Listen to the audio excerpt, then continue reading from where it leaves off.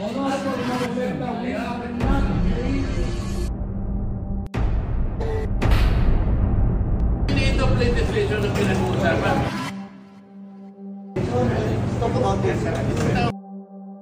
Are you rebuking this committee? Why am I supposed to rebuke the committee? I am You have not. been saying things for a while. What? You have been rebuking this committee.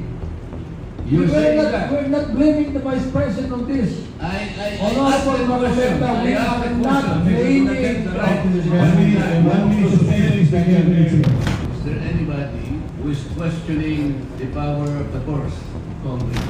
Is there anybody who is questioning the legislative function and oversight function of Congress? Is there? Because if there is none, then we're not supposed to overextend the discussion or any manifestation, because nobody is questioning that. And I think nobody could question that. The office of the Vice President, to my mind, did not undermine the power of the purse.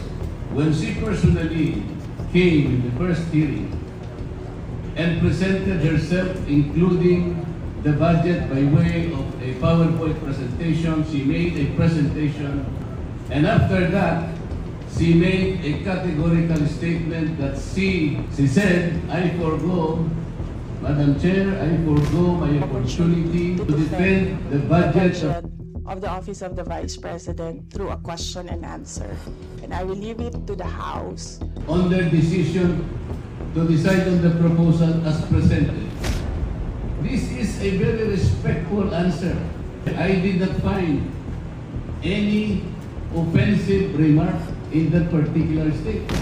I think it was triggered by the fact that questions were asked in relation to the confidential and intelligence fund.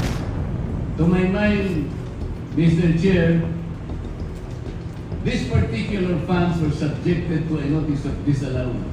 Hindi po final judgment ang notice of disallowance. As a matter of fact, based on COA's own representation the other day, the Vice President received the notice of disallowance only on August 24, 2024, which means, Mr. Chair, the Vice President has 6 months within this to reply and make an answer. That is correct, Madam COA. So, 6 months is up to February 2025. So why are we rushing to make a judgment